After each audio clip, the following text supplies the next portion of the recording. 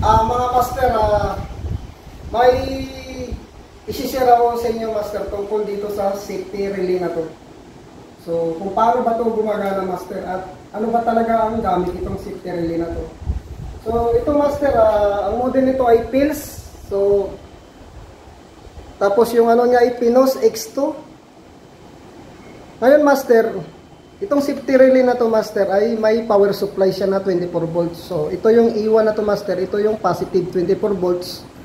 Tapos itong E2 naman, ito ay negative 24 volts. Tapos master, may dalawa siyang contact master. Ito yung 13, 14 normally open at saka 23, 24 normally open. Tapos master, may dalawang safety siya master. So kadalasan ginagamit to sa emergency stop. Itong is 21 na to at saka is 22 na to master. Kailangan to master magkuklose. Tapos yung is 11 na to master at saka is 12 master ay kailangan dito magkuklose master. Ginagamit to kadalasan master sa safety door at saka emergency stop. Itong dalawang safety na to. Tapos master, may reset siya dito master. Itong is 33 na to at saka is 34. Ito yung reset niya master. So master, ito yung electrical diagram niya master. So kung makikita nyo, kung ano yung nakalagay nito master, ito yung electrical diagram niya. So dito master, may positive 24 volts yan. Tapos ito yung supply niya master, E1, positive yan, saka E2. Ito yung supply niya master, 24 volts power supply. Tapos, ito yung normally open niya master na 1314. So may nakaabang siya na 24 volts. Tapos, ito yung contactor master na kinukuman nito. Kasi kadalasan to master ginagamit talaga master sa electrical cabinet. Kumbaga, kung itong emergency stop na to master ay nag-o-open to, automatic master nawawala ng power supply yung makina mo. Katulad ng 400 volts madalas dito master. Kumbaga ito master, contactor to, simula sa main na power supply, dumadaan siya ng contactor master. Bago siya pumunta sa mga motor. Kaya nangyari master, kung may mag-open dito sa dalawa na to master, ang mangyayari dyan master, mag-open yung contactor mo. Kaya ang mangyayari, walang tumatagbos dito na 400 volts sa mga sinusupplyan ng 400 volts mga master. Kaya automatic master, pag naka-diin to master, pag naka-open to, automatic talaga patay lahat ng makina mo.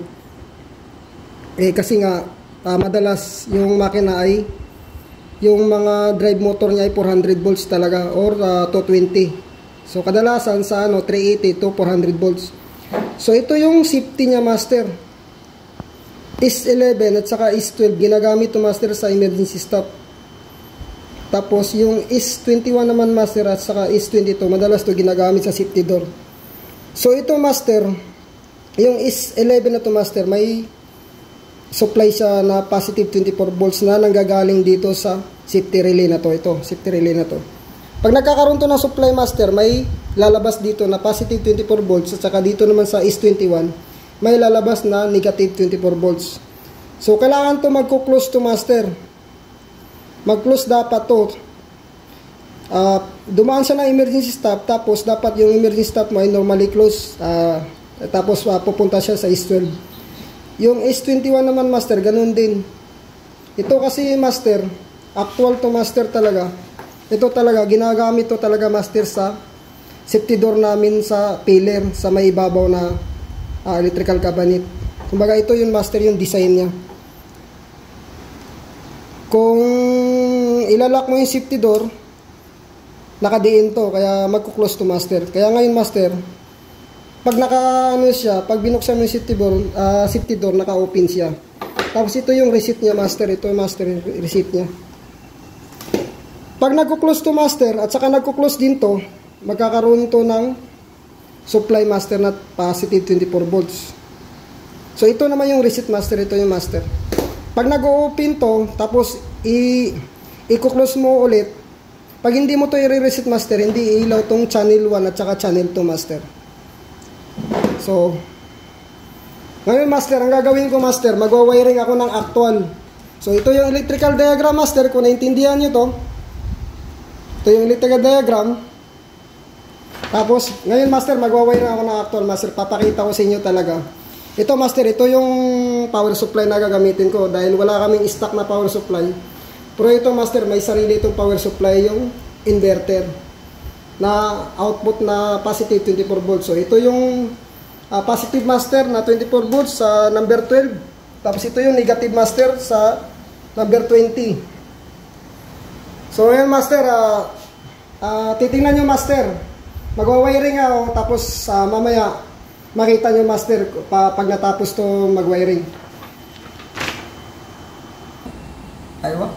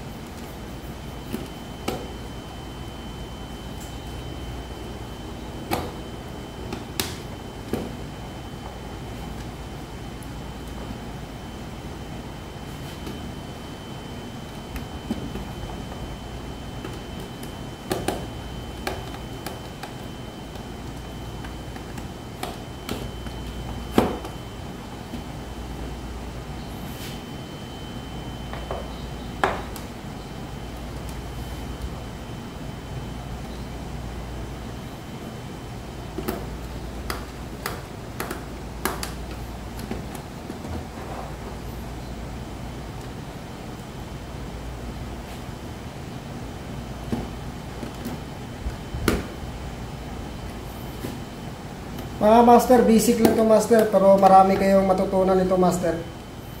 Itong video na to master ay para lang to sa mga baguhan, yung mga hindi pa alam nito. Pero yung mga magagaling na master, ay alam ko naman na magaling na kayo. So manood na lang kayo master, huwag na kayong mangbas.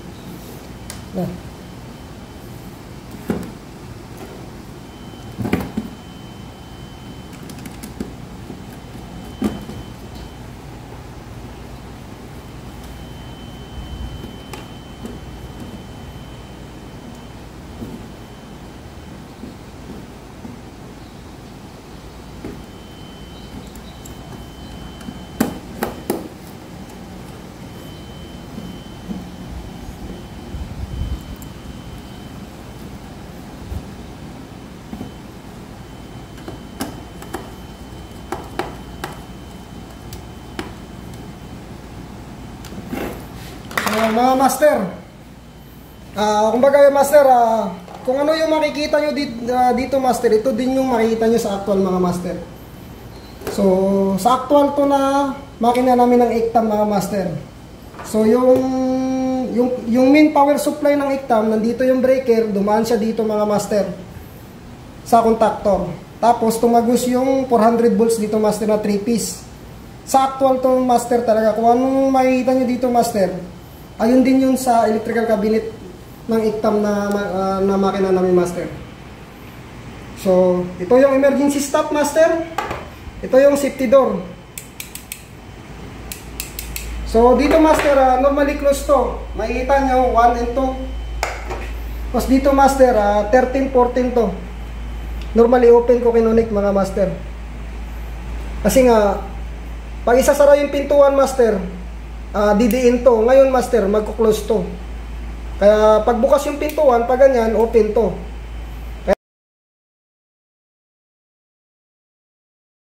Tapos ito yung reset master. Ito yung reset. So ngayon master, bubuhayin ko master. Itong power supply na to, bubuhayin ko para makita nyo.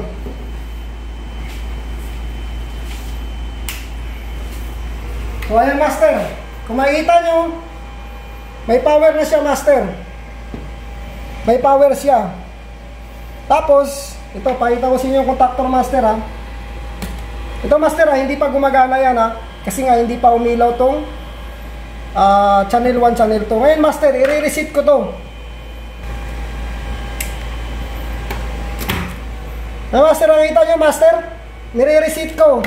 Tapos, hinawakan ko to kasi ito yung safety door. Ginagamit to master sa safety door to sa ICTAM namin na makina. Tapos makikita nyo master yung contactor lumulubog. Nakita nyo master? Ibig sabihin master, pag walang problema tong safety door nyo at saka emergency stop, may tumatagos dito na 3-piece na 400 volts mga master. Pero pag nagkakaroon to ng problema master, itong safety door nyo, pag ganyan, patay yung contactor nyo. So patay yung makina nyo master, hindi nyo mapapandar yan, hindi nyo may-start yan. Kasi nga, wala siyang main power supply na 400 volts. So, ang purpose talaga ng ano na to master, safety relay talaga, ginagamit to sa safety door at saka emergency stop. For safety sa makina or sa tao. Ngayon master, titingnan nyo master ha. So master, kung nakikita nyo master, ito wala na tong channel 1, ito yung safety door 1. Tapos, ngayon master, ito naman susubukan ko master, itong emergency stop.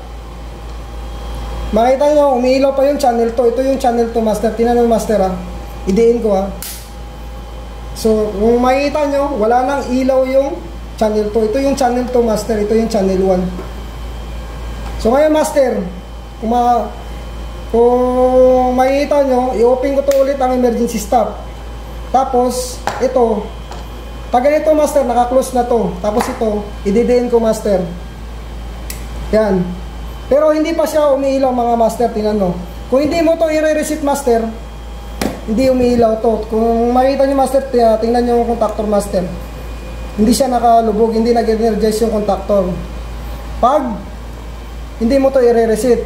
Kaya mangyari master, kahit naka-close na to, tsaka naka-close na tong emergency stop mo, pag hindi mo to i-reset master, pag may problema din tong reset mo, hindi yan iilaw master. Tingnan mo master ha, actual to master ha, i-reset ko. Makikita nyo master, umiilaw yung channel 1, channel 2. Tsaka gumagana yung contactor master. So mga master, basic lang to, pero kung naintindihan nyo to master, malaking tulong to sa inyo pag kayo na mismo ang magto-troubleshoot ng safety relay. Pels ang brand nito master, Pinos X2. So maraming salamat sa mga nanonood sa video na to master. Sana makakatulong to sa inyo. Thank you mga master.